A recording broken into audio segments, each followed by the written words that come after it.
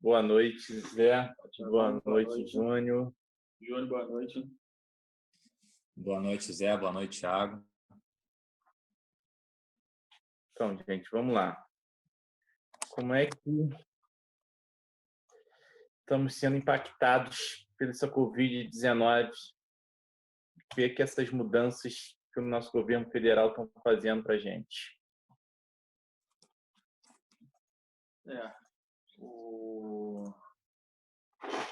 Diante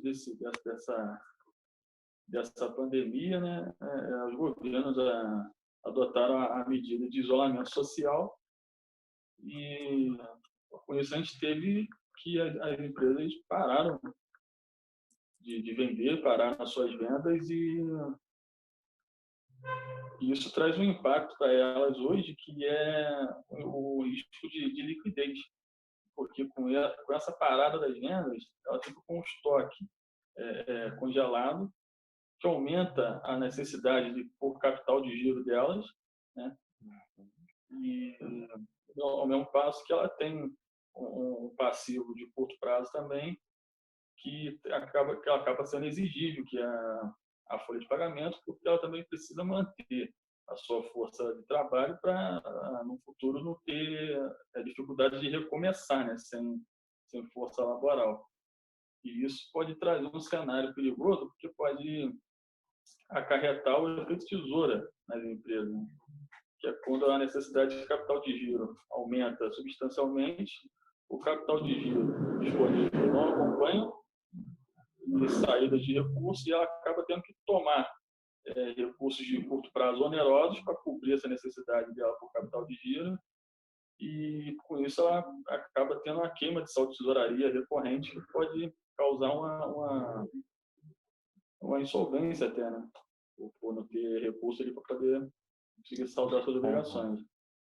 Diante disso, é mandatário algumas medidas para poder minimizar esse risco, para poder compatibilizar esse descompasso entre os recursos que ela tem financeiros ali e o passivo de curto prazo que ela tem que pagar. Isso, Zé, significaria dizer que o empresário, mais do que nunca, tem que verificar o seu fluxo de caixa. Correto. E, de fato, entender como que funciona o capital de giro da empresa dele? Isso, exatamente, João. Exatamente. Hoje, mais do que nunca, ele tem que estar com o controle do seu fluxo de caixa em mãos ali e entender realmente esse fluxo de capital de giro dentro da empresa dele. O que ele tem realmente de disponibilidade imediata, né, de caixa e equivalentes ali, o que ele tem de obrigações de curto prazo, quais dessas obrigações são relacionadas à atividade operacional da empresa, quais são recursos onerosos, né, dívidas com o banco, enfim, e o que o ciclo dela de mercadorias também impacta nisso, e de vendas, né, o que ela tem de venda a prazo, o que ela não tem, para poder ela compatibilizar todos esses prazos. Certo. Significa que, independentemente dos auxílios e das formas como o governo vai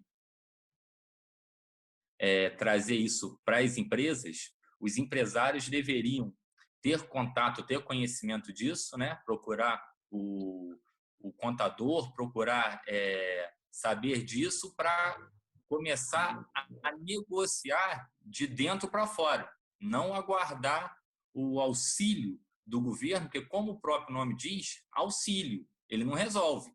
Então, a gente tem que tentar, de certa forma, entender a situação que a empresa está passando naquele momento para ver qual é a saída, qual é o caminho que ele vai ter que percorrer nesses próximos dias, provavelmente meses. Ele tem que saber também o tamanho do seu problema, né? Começa aí, ele tem que saber o tamanho do seu montante, da sua dívida, do seu passivo de curto e até de médio prazo, até para ele fazer, dependendo, correr atrás das negociações com fornecedores, com bancos, até mesmo aluguéis, Porque tem clientes que pagam muito dinheiro de aluguel, é bem oneroso. Então, está fechado, tem clientes que estão funcionando meio período. Então, a pessoa tem que entender realmente qual é a sua necessidade para ele poder colocar isso no papel, sentar com um profissional da contabilidade ou da administração da empresa dele e saber exatamente o que ele necessita de fluxo de caixa imediato e o que essas medidas que o governo está fazendo pode auxiliar ele. Até mesmo o ZB poder pagar, como foi liberado, fundo de garantia que venceu hoje, o prazo normal, para poder diferir isso lá na frente em 6 parcelas, se isso vai ser benéfico para a folha de pagamento dele, o que isso vai impactar, ou se é melhor já usar, se eu estou trabalhando meio período, é interessante ver se não vale a pena pagar agora, porque também não sabemos quanto tempo isso vai perdurar nas empresas. Por mais que o governo libere todo mundo voltar a trabalhar, será que eu voltei hoje? Eu não vou estar com a minha capacidade produtiva 100% hoje de venda. Isso ainda vai demorar esse ciclo voltar, né? Então, as empresas têm que pensar, ter bem isso planilhado, aquela velha papel mesmo, planilhazinha no Excel, para poder ter... Então, tudo isso que a gente está ouvindo nos jornais, nos noticiários, nas redes sociais, no Facebook e outros mais aí, de que o governo está prorrogando, o governo parcelou, o governo vai te dar prazo ou vai te dar dinheiro, né? Que todo mundo quer dinheiro. Se a pessoa não souber hoje o que ele tem de fluxo de caixa, a projeção desse fluxo de caixa dele, dentro do capital de giro da empresa dele, das reduções que ele pode fazer hoje mais do que nunca, não necessariamente é vantajoso, como você, Thiago, está dizendo, a prorrogação dos prazos, o diferimento desses impostos, porque lá na frente ele vai ter que pagar e não se sabe exatamente o cenário que a gente vai estar lá, né? É isso aí. Porque nem todas as empresas estão com restrições totais das atividades, porque as ditas empresas essenciais estão trabalhando a todo vapor. Isso aí, é verdade. E o que o Thiago falou realmente tem razão, a questão de buscar formas de renegociar prazos com fornecedores e também não somente pensar só na parte das dívidas ali, do passivo, mas também pensar na parte dos créditos que ele tem, né, do ativo, que é tentar, de repente, pensar em uma antecipação de recebíveis, se vale a pena estudar tudo isso, que às vezes ele pode equalizar um alargamento do prazo de um pagamento de um passivo com antecipar um dinheiro que ele iria demorar alguns meses para receber. De repente, isso é um caso a se estudar. E tem razão, como o João disse, ele entendeu o negócio dele, porque hoje eu estava lendo um artigo no portal dos administradores que o pessoal estava falando exatamente disso, que chamaram, comparando com a Covid na saúde, né? Comparando as empresas, que ele chamou das empresas assintomáticas. São as empresas que, às vezes, já tinham algum problema interno e não se dava conta, e agora, com essa crise, isso fica mais evidente, se agrava, e aí ela tem que realmente corrigir o todo, né? Não pensar somente nas medidas do governo para passar a crise. Sim, porque de toda sorte a gente tem que fazer também a parte da medicina das finanças. Não adianta nós seguir o que o ministro da Saúde recomenda, as recomendações das vigilâncias sanitárias municipais, se o empresário não consegue verificar essa situação de antecipação de recebíveis, se vale ou não a pena antecipar cartão, talvez é algo que já venha sendo cíclico na empresa dele, e aí vale a pena ele verificar a taxa de juros, se os bancos têm algum tipo de benefício em função dele ser cliente, né? Não necessariamente de um fundo garantidor, de um BNDES, de um banco de fomento, mas da própria agência, né? que ele trabalha com o gerente da conta dele, para ele conseguir passar por esse panorama, né? Pegando até o gancho, tô falando aí até do banco mesmo, ele ter esse relacionamento mais próximo com o seu gerente lá, aproveitar o crédito para financiamento da folha, né? Que foi liberado, que é diretamente na conta do funcionário, né?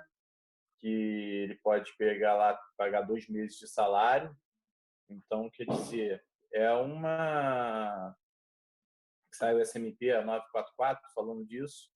O único problema é que ele não pode ter nenhuma dívida de INSS. O cliente que não tem nenhuma dívida de INSS já poderia chegar no seu gerente do seu banco, já fazer essa negociação, vai pagar uma taxa, a taxa básica de juros hoje, 3,75%, se eu não me engano, ao ano, com prazo de 36 meses. Então, quer dizer, isso pode ser que vale a pena, uma taxa de juros bem baixa, que ele consiga, pelo pagamento dele, estar equacionada, pelo menos por 2 meses. Já... O interessante dessa medida provisória, né?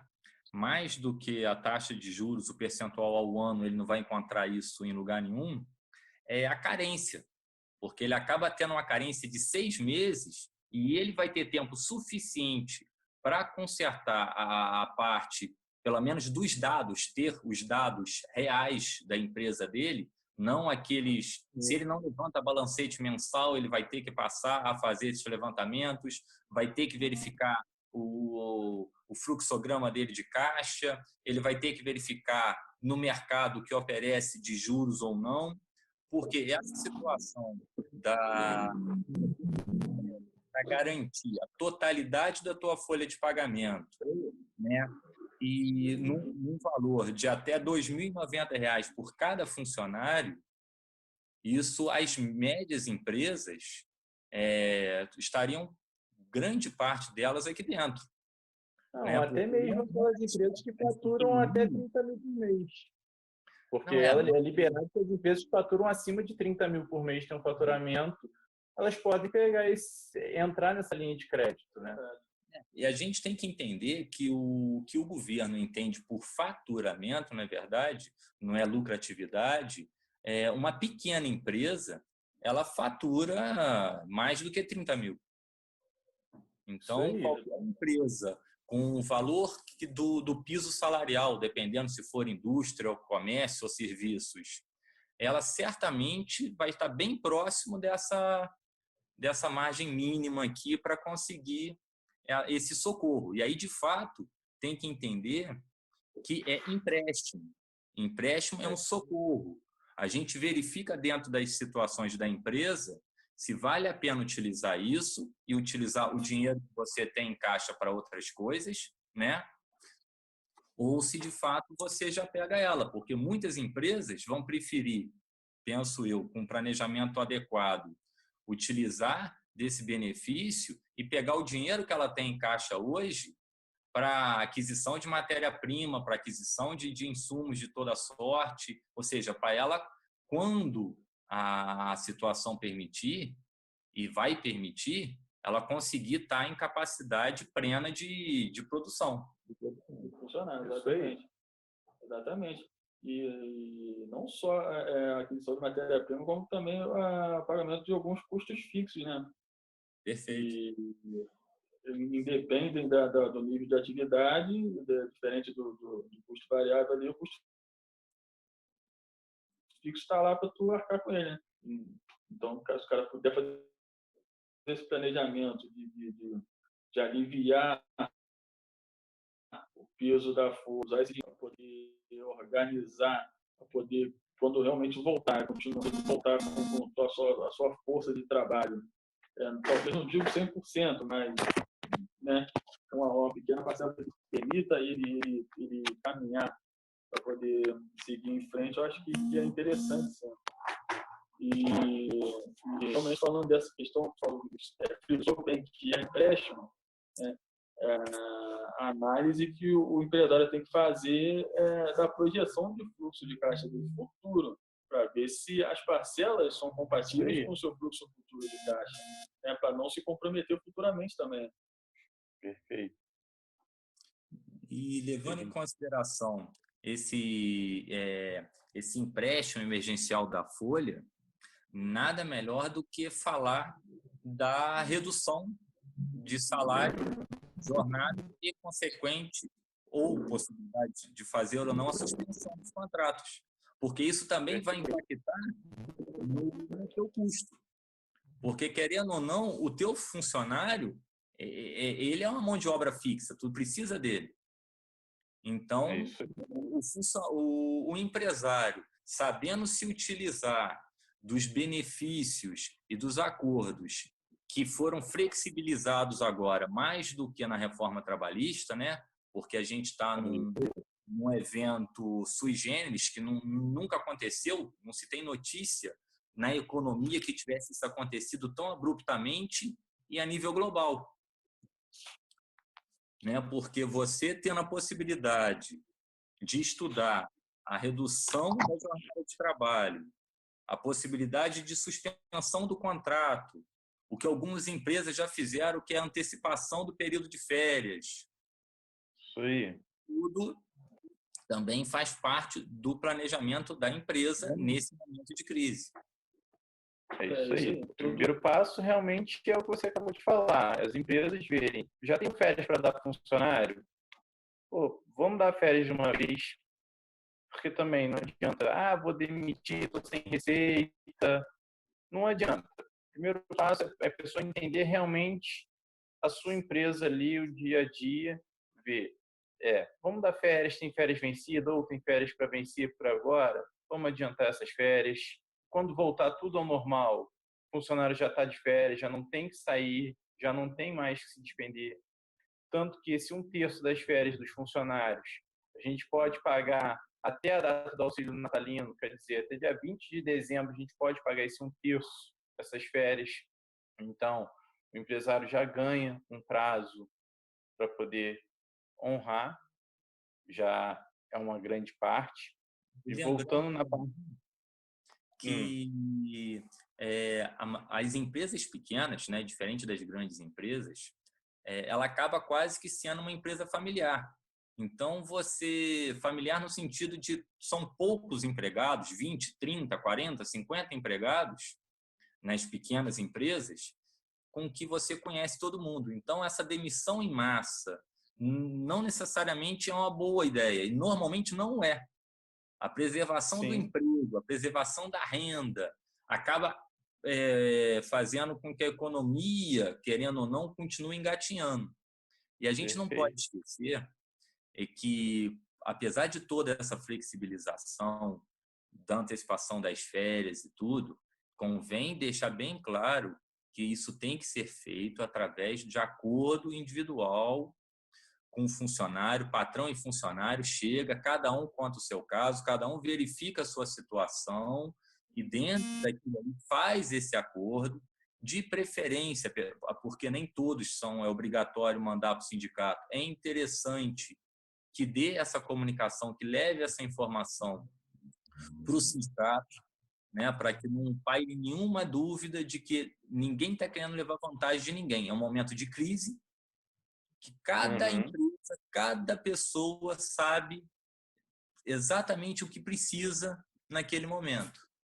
Então, isso daí a gente não pode deixar de passar.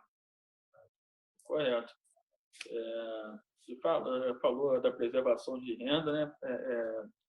Até porque se uma parcela muito grande da população perder a sua renda, a gente também pode ter um problema de consumo futuro, né? O que impacta a receita das empresas no futuro também. Então, são medidas inteligentes e até porque a questão da demissão em massa também, como eu disse no início, que o risco atual diante dessa pandemia é um risco de liquidez, uma demissão em massa significa uma saída grande de recursos, né, no momento em que as empresas têm que preservar esses recursos ali para poder se manter viva. Então, realmente, essas medidas, a pessoa estudando muito bem cada caso, igual você afirmou, eu acho que ajuda a aliviar esses impactos da pandemia que a gente está vendo aí. voltando lá à parte da redução do contrato de trabalho, as empresas só têm que ficar atentas a alguns pontos, que são pontos assim, cruciais, que é o prazo máximo é 90 dias, tá? A redução é com base no salário hora do funcionário, tá? Por mais que o funcionário receba por mês, esse cálculo é feito pelo salário hora do funcionário, tá? Essa redução ele pode fazer o acordo com o funcionário de reduzir em 25%, 50% ou 70% do salário do funcionário. Lembrando que ele não pode demitir o funcionário no prazo, se ele fizer um acordo por 90 dias, de 180 dias. Tá? Ele Os 90 tem esse de contrato e os 90 de estabilidade que ele ganha em função de ter optado pela redução do jornada. É isso aí, perfeitamente. Tá? O empresário ele tem que se atentar a essa situação, porque fala assim, eu vou fazer um acordo agora para demitir lá na frente para ver como é que vai ser. Então, o empresariado ele tem que ter bem claro que ele tem esse período de carência do funcionário, fazer a redução do contrato de trabalho.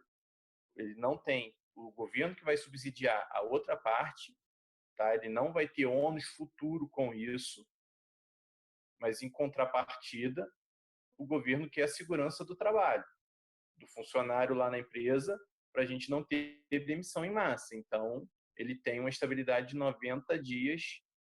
A estabilidade é pelo prazo, né? Porque às vezes o empresário quer fazer um contrato de redução por 30 dias, por 60, por 45 dias. Então, o prazo que ele usou da redução, vai ser o prazo que ele vai ter de estabilidade, que tem que manter o funcionário recebendo o salário cheio, com tudo. E também lembrando, eu faço a redução da carga horária, mas os funcionários, todos os direitos que eles têm, já vale alimentação, plano de saúde, cesta básica, isso tudo tem que ser mantido.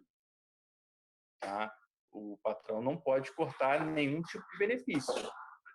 Ele vai ter o auxílio para pagar a folha, mas em contrapartida ele não pode cortar nenhum benefício que o funcionário já tinha. E como é que funciona na prática essa redução? Eu tenho uma empresa, né, trabalha as 44 horas por semana, eu quero fazer uma redução de 50%. Suponhamos que exista um piso salarial de R$ 1.200. Como que ficaria essa situação? Lembrando que eu tenho que avisar isso ao funcionário com um acordo 2 dias antes do começo do prazo. Perfeitamente. É isso aí, ele tem esse prazo de comunicar com 2 dias corridos, tá? Não precisa ser 2 dias úteis, pode ser 2 dias corridos, tá? Essa redução é o seguinte, se ele trabalha hoje 44 horas semanais, 220 horas mensais, a empresa vai pagar sobre 110 horas. Então, a empresa, então, pagaria R$600. Nesse meu exemplo de 1.200. Sim, a empresa pagaria aí R$600 dele. E essa diferença, o governo ele vai pagar essa emergencial dele com base na tabela do seguro-desemprego. Tá? Então, quer dizer... Não significa que o governo vai dar os outros 600. Não. Ele vai pegar a tabela do seguro-desemprego. O governo vai pegar a tabela do seguro-desemprego e vai calcular em cima disso. Tá? Ele vai pegar lá, se a tabela do seguro-desemprego ele ganha lá R$1.200, você falou no exemplo. Ele vai pegar a R$1.200 tem qual faixa? Está na redução de 80% do salário. Ele vai pegar e vai fazer essa redução. Tá? E aí vai te pagar a diferença. O funcionário ele não vai receber o salário todo, cheio, os 1.200. Ele vai ter uma perda, mas, consequentemente, ele tem o ganho de que ele não pode ser mandado embora. Não. Penso até um pouco além. além dele, apesar dele não receber, de fato, os 1.200 no exemplo, ele recebeu os 600 do patrão garantidos, mais aí os 80% da diferença, em torno de R$360. Ele vai receber por mês, ao invés de 1.200, em torno de 960. Só que ele vai trabalhar metade do tempo. Exatamente. De período cheio. Então, ele vai ter tempo de cuidar da saúde, de ficar em isolamento social, de cuidar da família e com a garantia do emprego, que ele sabe que ele não vai poder ser mandado embora. Perfeitamente. Ele não vai poder ser mandado embora e também não...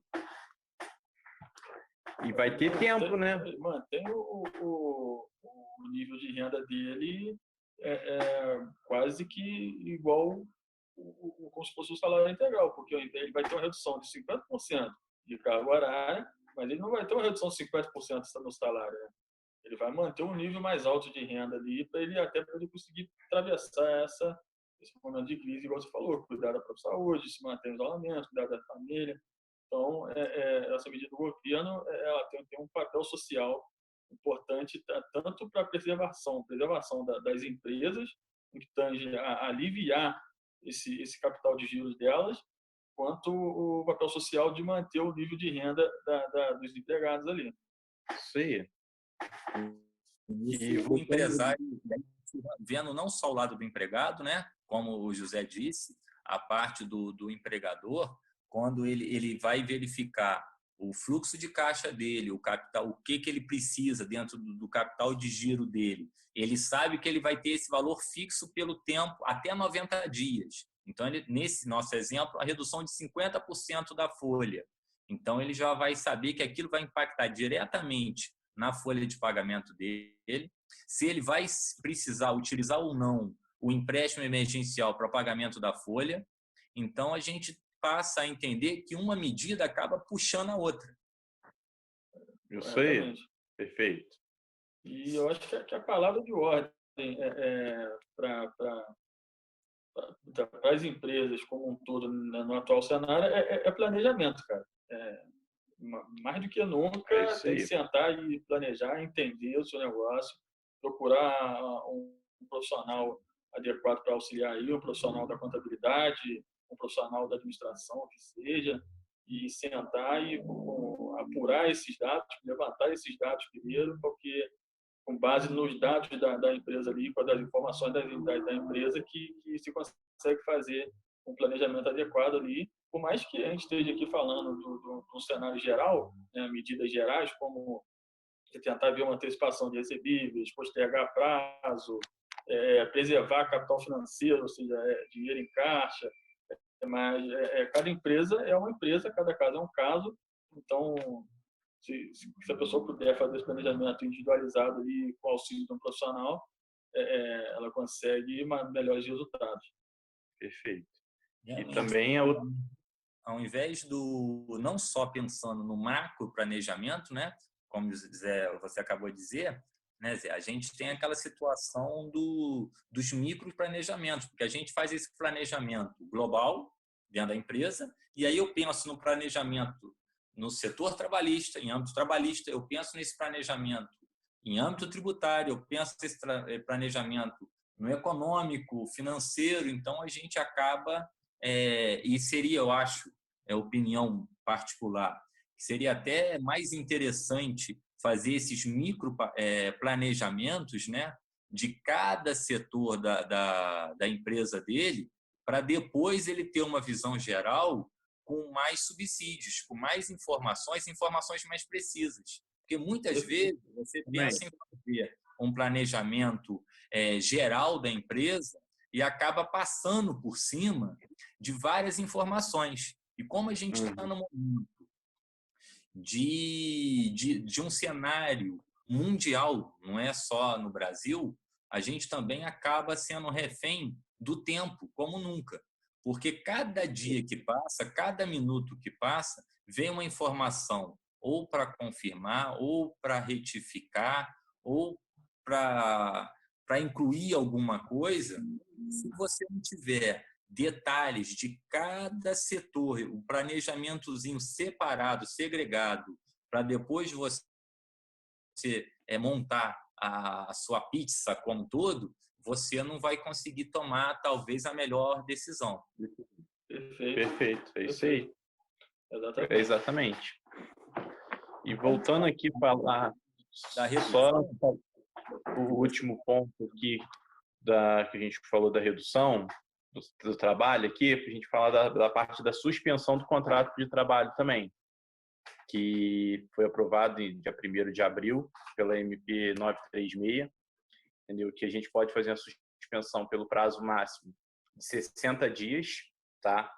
Pode ser até com opção de até 2 períodos de 30, mas a gente também tem que ter um acordo individual de trabalho, tem que ter sido comunicado com 2 dias de antecedência, tá? E mais uma vez, o funcionário não pode perder nenhum benefício que ele tenha. Se ele já ganha uma cesta básica, se ele tem o plano de saúde, se ele tem o vale alimentação dele, isso tudo, ele não pode perder em hipótese alguma, tá? Se ele descumprir também, fizer esse contrato de suspensão do contrato de trabalho do funcionário, ele descumprir qualquer dessas regras, ele vai ter que pagar integralmente, vai ser multado, vai ser inscrito em dívida ativa da União, tá? E o funcionário também tem a carência também. O funcionário não pode ser mandado embora pelo mesmo prazo que durou a suspensão do contrato. Se foi suspenso por 60 dias, é 60 da suspensão mais 60 dias de carência, tá? nessa suspensão, eu posso trabalhar de casa? Posso trabalhar remotamente? Posso ajudar o Não, patrão de alguma forma? não. Aí isso se enquadraria na parte de redução de jornada de trabalho. A suspensão o contrato é suspenso. O funcionário Não vai pode ficar trabalhar de forma alguma. de forma alguma. Ele descaracteriza a suspensão. Isso aí, tá? E às vezes o funcionário fica, mas como é que vai ficar o meu INSS? Porque não estou trabalhando, estou quase me aposentando, enfim. O funcionário pode pagar o INSS dele como facultativo. Então, na verdade, ele não pode, ele deve, né? Porque se ele não pagar, ele vai perder esse tempo para efeito de contagem futura. Sim. E é também a outra forma de planejamento, porque aquele funcionário que está no início de carreira não faz tanta diferença hoje. Mas para aquele funcionário que sofreu um impacto grande na mudança da legislação da aposentadoria no final do ano passado, e cada dia conta, é interessante, então, esse pessoal que está com contrato suspenso fazer o pagamento como facultativo. E aí tem que tomar cuidado na hora de recolher o INSS, a hora que calcular lá e preencher o código de recolhimento. Perfeito. Exatamente. Tá? E quem que vai pagar o salário nesse caso da suspensão? Qualquer empresa tem direito? Eu posso fazer? Como é que é? Qualquer empresa tem direito. Vai ser na mesma regra da redução. O governo que vai entrar com esse auxílio emergencial, tá?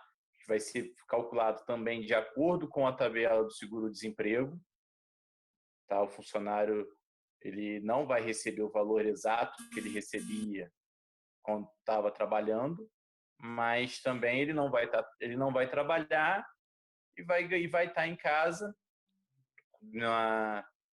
tomando as medidas de proteção, isolamento social aí, e também recebendo.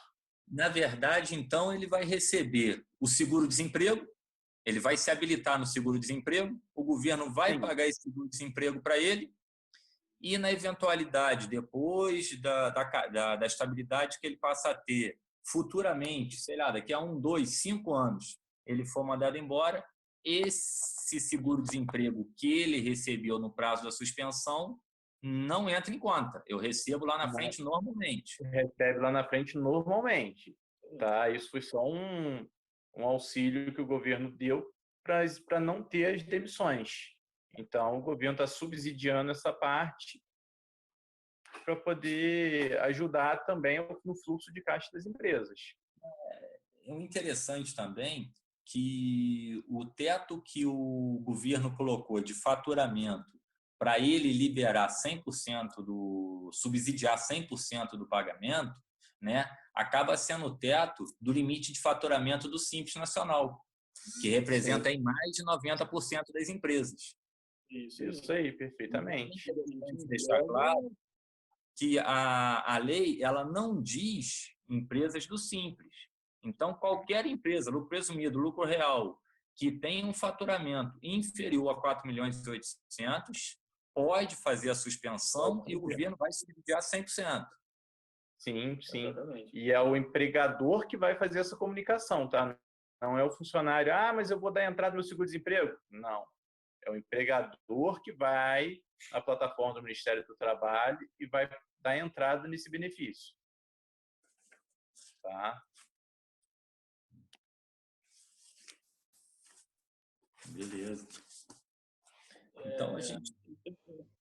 E as medidas que o governo adotou para poder aliviar essa questão do capital de das empresas foi para além do âmbito trabalhista também, né? Ele adotou algumas medidas tributárias também para ajudar essas empresas, né? Isso aí.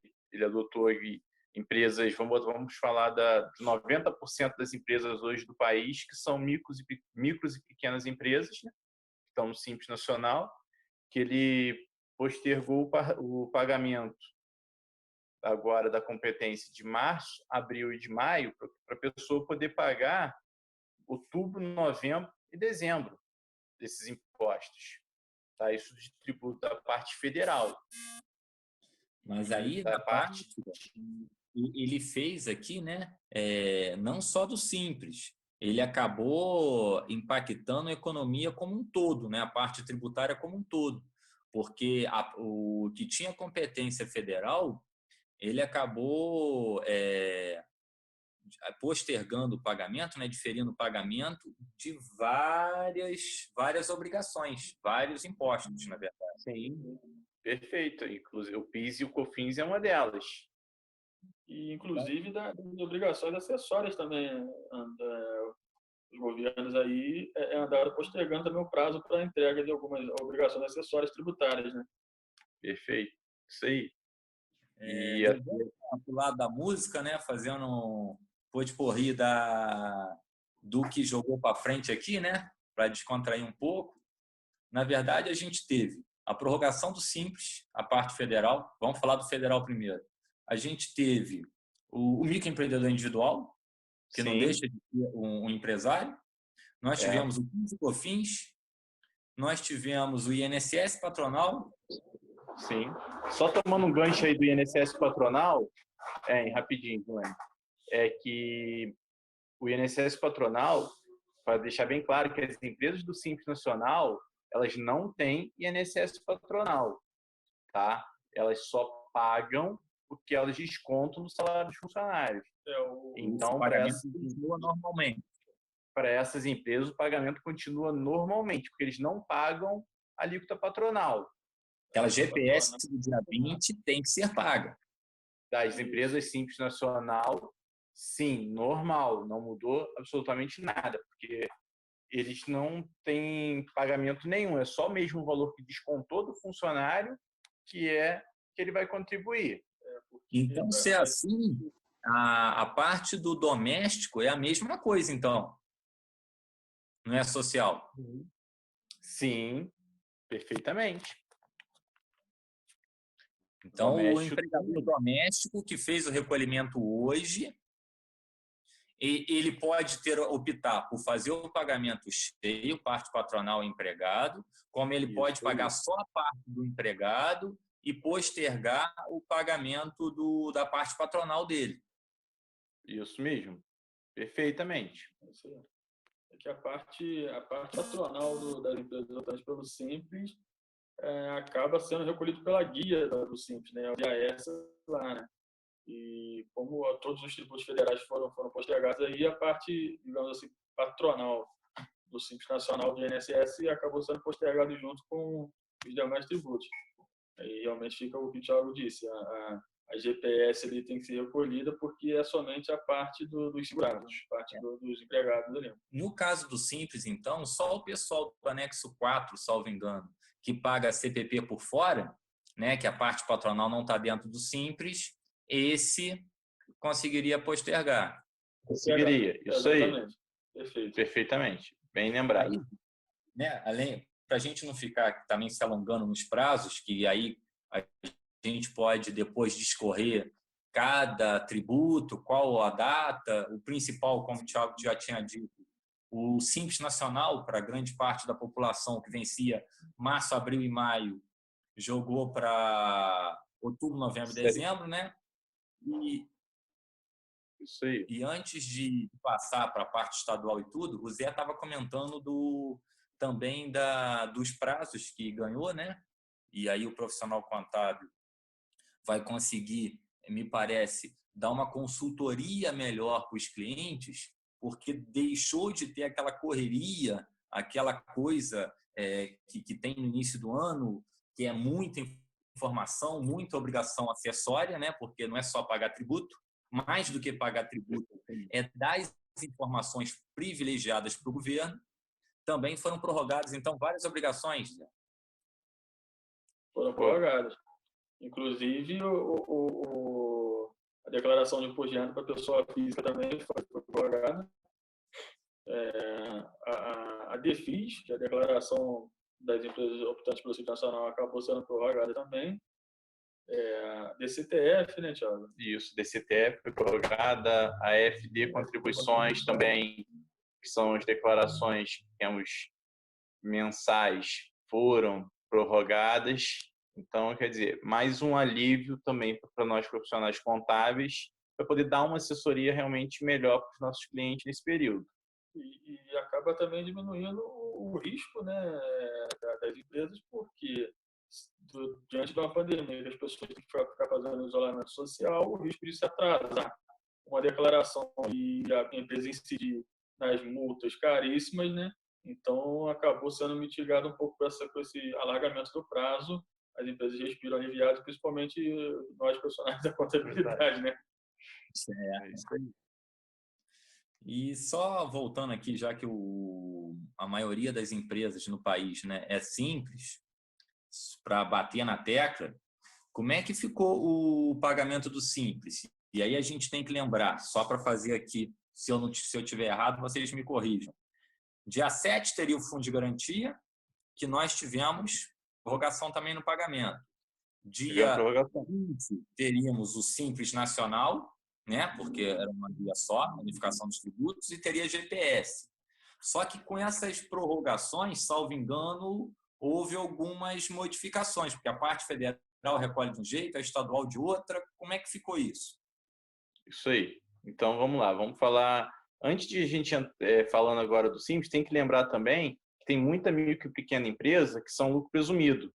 E tem que se atentar ao prazo do ICMS, do ISS, perdão, e do ICMS que as prefeituras e os governos não prorrogaram alguns. Então, só para tomar um gancho também, que a gente está falando muito de Simples Nacional, mas nós temos muitas micros e pequenas empresas em outros tipos de tributação.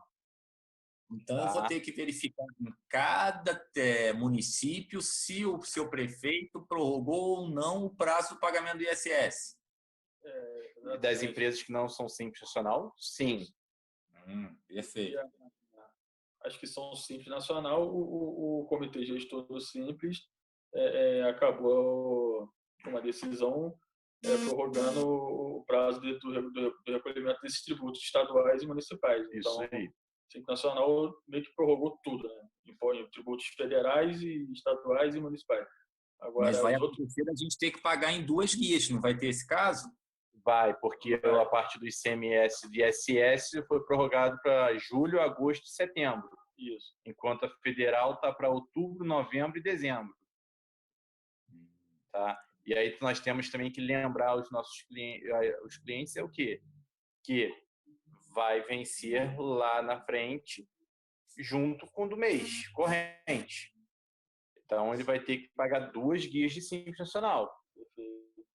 Então, não adianta ele ficar esperando que o governo prorrogue isso novamente, que pode acontecer de fazer, só que na prática não vai ser tão vantajoso, porque ele vai em um determinado momento, ele vai ter que pagar 2 vezes o mesmo tributo, de competências diferentes, lógicas, mas o caixa dele vai ter que... Sim, mas é uma maneira também dele diminuir o fluxo de caixa agora, que muitas das empresas estão até fechadas, outras parciais, depende muito do município que essas empresas estão. Então, cada uma tem que verificar exatamente o seu fluxo mesmo. E cada uma é diferente, tem que ser um planejamento bem certinho, individual. Até mesmo para os clientes que têm empresas em vários municípios diferentes. Ele tem que fazer planejamento de cada uma separadamente. Porque em alguns municípios uma empresa está funcionando e em outro município outra empresa não está funcionando. Então, ele tem que se atentar a isso. Então, nesse a gente está aprendendo que eu tenho que, mais do que nunca, conhecer e verificar a minha disponibilidade de caixa, Sim. o quanto que a minha empresa custa para sobreviver dentro de um mês. Sim. Né? Eu tenho várias alternativas da parte trabalhista em reduzir salário e jornada, suspender o contrato, antecipar férias. Da ponto de vista tributário, eu tenho o alargamento do pagamento dos tributos, o alargamento do pagamento das informações, das obrigações acessórias, que é quem, de fato, as multas mais pesadas acaba sendo pela obrigação acessória, não pelo principal. Isso aí, perfeito. Então, o empresário ele tem que estar munido de todas as informações possíveis para ele sentar junto do profissional que acompanha ele de confiança, seja o contador, o administrador ou o advogado. E, na minha opinião, eu acho que esse socorro tinha que ser multidisciplinar, porque só tem a agregar o empresário e também com aquela pessoa que ele já tem um contato, e se ele não tem, é interessante ele buscar hoje esse contato desses profissionais, né? Que ele sabe que o meu amigo tem, ele é um profissional bom, a empresa do meu vizinho, poxa, o cara lá explica, o cara dá uma orientação, o cara me senta comigo e me ensina a interpretar aqueles dados, né? Porque a gente que milita na área da contabilidade, a gente acaba sendo uma espécie de tradutor das informações que ele detém. Porque ele vê aqueles números, ele vê aqueles dados, ele vê aquelas informações e ele não costuma saber como lidar e como montar aqueles dados. E aí o profissional da contabilidade, um profissional sério, a gente consegue, de fato, dar muita informação para o cliente. A decisão é sempre dele, mas com mais informações sérias e corretas em mãos, a tendência de tomar uma decisão mais acertada, mais correta, né, aumenta, pelo menos, a probabilidade.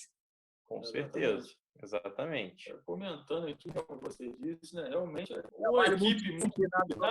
Exatamente. A equipe multidisciplinar, ela realmente ela é muito benéfica nesse atual cenário que a gente se encontra. E você lembrou bem do advogado, porque essas prorrogações essa negociações, assim, com fornecedores, com bancos, isso envolve muitas questões jurídicas. Então, uma assessoria jurídica ela vem agregar bastante nesse sentido. Até mesmo nas próprias questões trabalhistas em si, né, tributárias, é muito importante o cara ter uma assessoria jurídica muito boa assim também. E não só, como você disse, que mais do que nunca ele tem que ter uma visão do seu fluxo de caixa ali, da sua disponibilidade de caixa, não só do caixa, como também das suas obrigações de curto prazo e dos seus recebimentos de curto prazo ali, ele conseguir fazer essa equalização perfeita ali, né? A gestão do capital de giro dele ser bem pontual, né, nesse cenário, para ele não vir a enfrentar problemas maiores. Só comentando a questão do diferimento do pagamento dos tributos, né? Realmente, o Thiago lembrou bem que isso vai ter que ser pago no futuro, inclusive com a guia do mês, né, corrente. Então, o desembolso financeiro vai aumentar no futuro, conforme a gente vem dizendo aqui desde o início da conversa, né, que tem que ter esse entendimento de que o fluxo de caixa dele tem que aumentar no futuro. A vantagem desse diferimento é a não incidência de juros, né, que não onera o empresário, e o alívio nesse fluxo de caixa dele em um período de alguns meses aí necessário para ele se organizar. Até porque quando o contador, de base das informações dele, desse período, ele já consegue e já vai dar para o empresário o valor exato que ele teria que disponibilizar. Então, por mais que foi prorrogado, se ele continuar tendo cuidado de mandar essas informações para o contabilista, para fazer a geração, a apuração desse imposto, né, ele consegue ter um parâmetro melhor. É porque também a gente tem que lembrar também, né, que a gente acaba sendo obrigado a teorizar muito sobre as informações. O dia a dia prático do cliente, do profissional, do empresário, é aquela correria toda, com 1000 informações na cabeça, mas ele tem, se ele já não fazia isso, ele é obrigatório agora, ele não tem como deixar de verificar, de adentrar, de assumir essa responsabilidade para ele, de ter esses relatórios, de ter essas informações, de aprender como lidar com elas. Por melhor que seja o empresário, por melhor que seja o faturamento, por melhor que seja o crescimento, né, da empresa dele, ele hoje, a partir de agora, isso é um divisor de águas para o mercado como um todo, a verificação desses dados, o acolhimento de bons profissionais, ele não tem como sobreviver daqui para frente no mais do mesmo.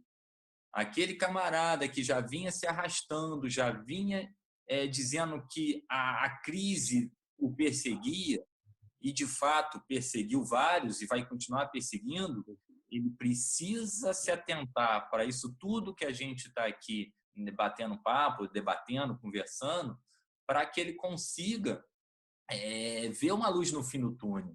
Porque o que a gente aprende, crise após crise, é que depois da tempestade vem a bonança, que a gente tem sempre uma luz no fim do túnel, que não existe nenhum problema sem solução.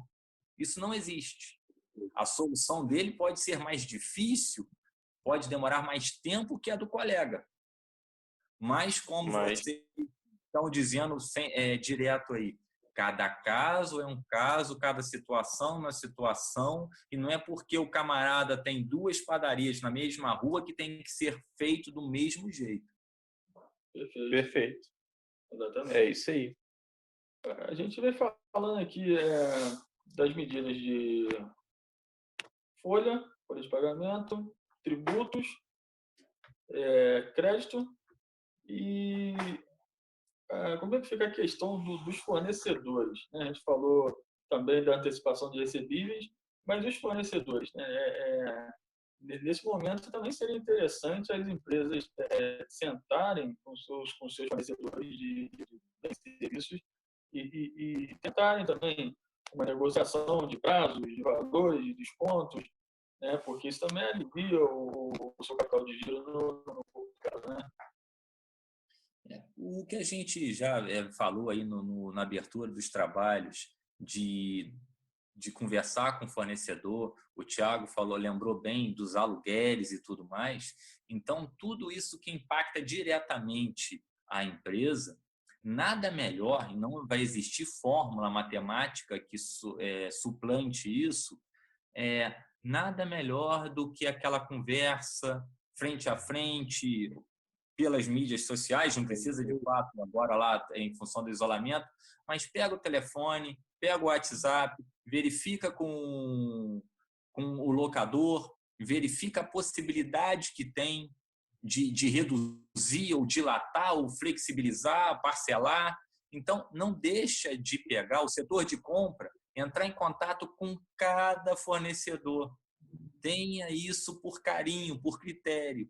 Cada fornecedor merece um telefonema, merece uma resposta para verificar o que pode ser feito. Não adianta achar que o fulano não vai fazer isso para mim. O fulano também está numa situação parecida ou pior do que a sua. Perfeitamente. Exatamente.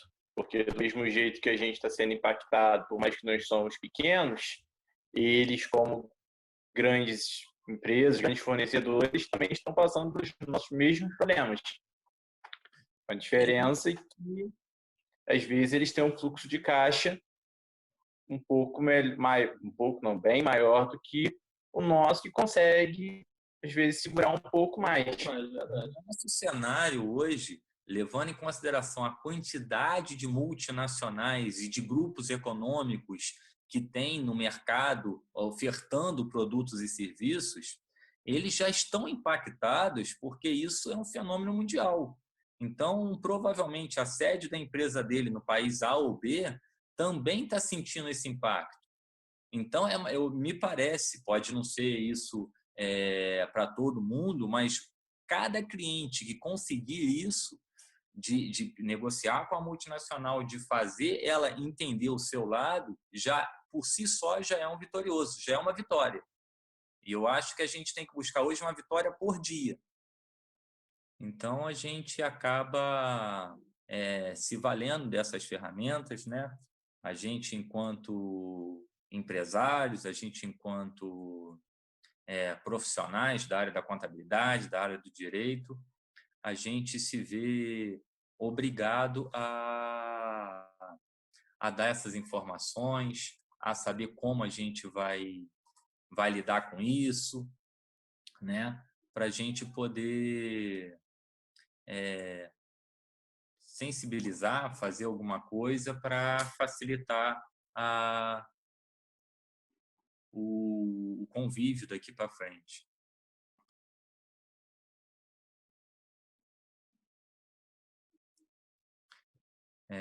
Desculpa que houve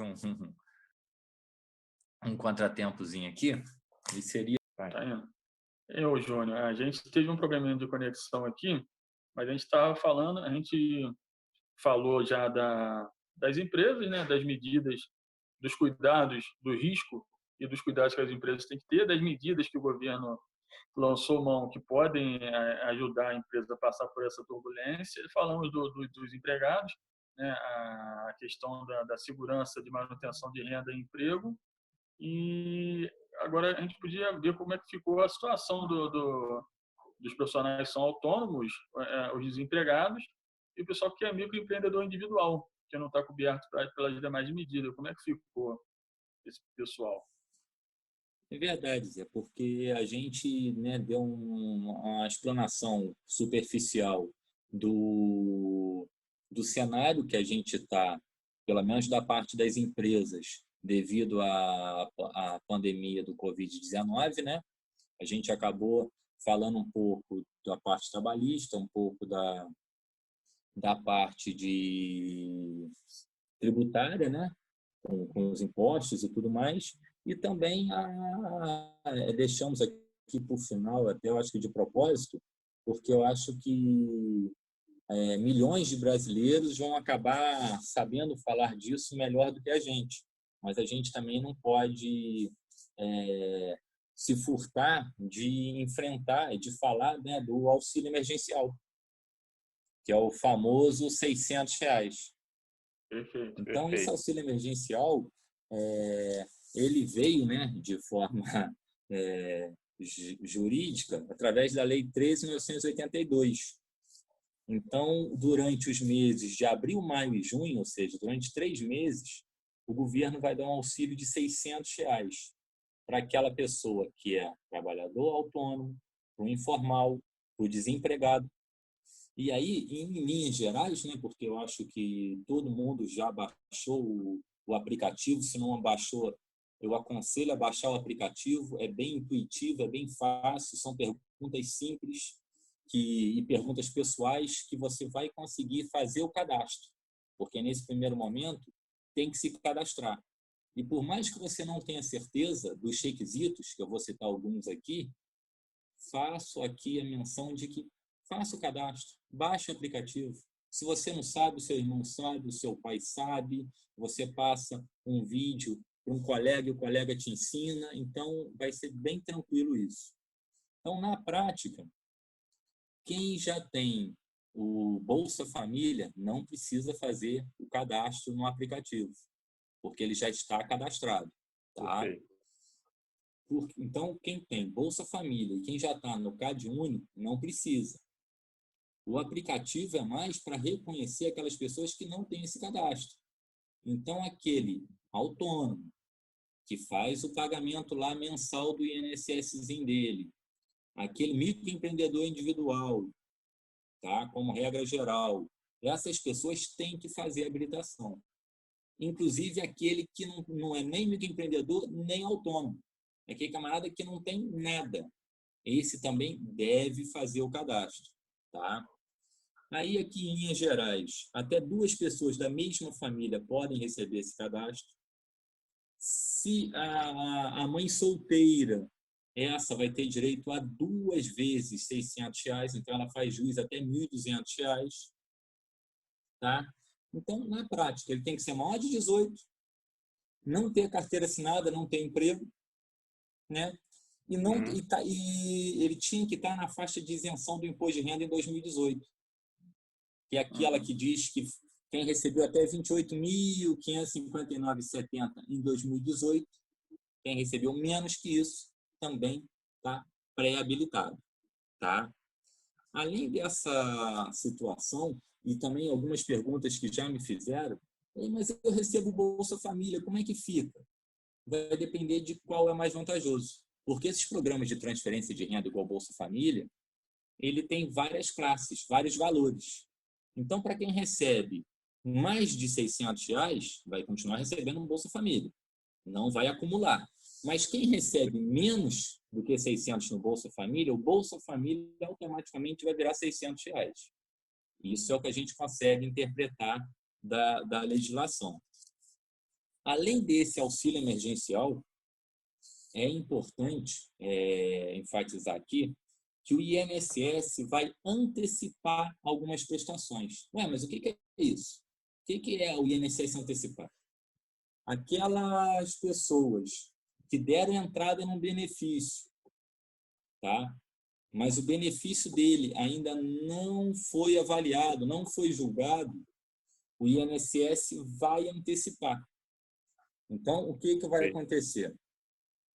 O INSS vai pagar para quem tem benefício de prestação continuada, ou seja, quem deu entrada no famoso BPC, o antigo lote lá, o INSS vai antecipar R$ 600 para quem tiver mais de 65 ou para quem for deficiente, que deu entrada no recolhimento e ainda não foi julgado. Perfeito. Mas a gente tem que lembrar que, como o nome diz, é antecipação. A pessoa vai receber os R$ 600, mas quando for julgado lá, ele passar a validar o benefício dele, o INSS vai descontar esses valores. Tá? Então, essa é uma situação que a gente tem que verificar. Então, quem deu entrada no BPC é desta forma que vai funcionar, mas tem uma outra turma, e uma turma enorme, porque o INSS atrasou bastante o processamento dos pedidos de auxílio, de aposentadoria, de auxílios em geral. Aquela turma que está de auxílio-doença, que está de atestado, fez o requerimento e não conseguiu, ou que terá que fazer o requerimento, esse pessoal vai receber um salário. Então, quem tem auxílio-doença, que ainda não foi deferido, ou que vai dar entrada agora, provavelmente vai receber um salário mínimo, tá, do INSS, desde que ele tenha a qualidade segurada, ou seja, ele tem que ter no mínimo 12 pagamentos, tá, e tem que estar com atestado médico, porque se ele não tiver com atestado, não tem razão de ser do auxílio-doença. Dentro dessa situação do auxílio-doença, eu queria pegar um gancho aqui, quando a lei fala do aquele famoso afastamento 15 dias por conta da empresa. Esses 15 dias por conta da empresa, tá? Se o funcionário for acometido da Covid-19, tá? O patrão vai fazer o pagamento desses 15 dias e vai poder deduzir isso do seu INSS. Então, ele vai fazer o pagamento e vai fazer a dedução, tá? E aí, de regra, tem outros detalhes, outros requisitos, mas a gente acaba se valendo por esses e mantendo o que a gente está aqui. Não, então tá ótimo. Perfeito. Então, acho que ficou bem explicado para todo mundo. Eu acho que desde do empresário até mesmo os empregados, até mesmo os autônomos, microempreendedores, eles já conseguem pelo menos ter uma noção de como é que tá essa situação geral com a economia, o que está acontecendo na sua empresa e tudo. Acho que a gente conseguiu explicar bem essa situação para todo mundo. Mais alguma consideração, Zé? Não, acho que é realmente isso mesmo. A gente conseguiu passar uma visão bastante ampla de tudo, abordamos bastante assunto aqui. Lógico que não aprofundamos em nenhum, porque isso realmente requer uma análise individual de cada caso, mas a noção geral do que está acontecendo, do que pode ser feito, acho que ficou bastante claro aqui. E é isso aí Eu mesmo. acho que é bom, né, a gente ter enfrentado esses temas, que são temas árduos, tem questionamentos de toda parte. O STF está com enxurradas de ações e outros órgãos mais. Então, a gente acaba, né, ficando à disposição de quem quer trocar uma ideia, tirar uma dúvida. Lembrando que aqui não tem ninguém com 100% de razão, ninguém aqui é dono da verdade, né? Eu, particularmente, me ponho aqui à disposição, né, dos amigos, dos colegas que estão aqui para ver o nosso vídeo, porque a nossa ideia, de fato, é isso, é chegar para os amigos, chegar para as pessoas que, de certa forma, têm algum tipo de interesse nesse assunto, né? Uhum. E a gente, eu acho que acabou passando por tudo. Eu vou deixar aqui os meus contadores aqui e os meus mestres encerrarem essa participação, né? Deixando aqui o nosso contato, os nossos dados, para quem quiser entrar em contato com a gente. E do lado de cá, da cidade, né? Já vou adiantando aqui e vou me despedindo do Tiago e do Zé, meus amigos, meus companheiros, meus irmãos de sangue e de jornada nessa nossa nesse nosso bate-papo aqui. Boa noite, gente. Boa noite, Boa noite, Joana. Jônia. A gente agradece aí a Te sua agradeço. participação. Acho que foi um bate-papo legal e a gente se encontra numa próxima aí, quem sabe. Isso aí. Então, valeu, Júnior. Boa noite. Boa Com noite. Deus. Até mais. Valeu, até mais. Abração. Um abraço. A gente também se encerra por aqui, né, Por Thiago? aqui, Acho que agradeço aí o prazer de estar ao seu lado e ao lado do Júnior também nessa nossa conversa aqui. A gente bate-papo. conseguiu passar alguma informação, igual o Júnior lembrou, né? Não tem dono da razão. Não temos. A gente também estamos aprendendo junto no meio dessa enxurrada Dessa enxurrada de medida provisória. Todo dia sai uma medida provisória diferente. A gente se dispõe aqui a sempre estar ajudando, auxiliando a quem precisa. Os nossos contatos vão estar aí abaixo aí. Então, para todo mundo que precisar de alguma ajuda, não tenha vergonha, venha, nos procure, sente conosco. A gente faz uma análise realmente para cada empresa, para a sua necessidade realmente, tá? Não fiquem com receio, não vou e tal. Não, venha para a gente. Nossa equipe é capacitada para poder atender, poder saber realmente a sua necessidade, tá? Então a gente se despede aqui. Uma boa noite, Zé. boa noite, gente. Tá bom, boa noite. Tudo de bom. Bom descanso. Você também. E até a próxima, gente.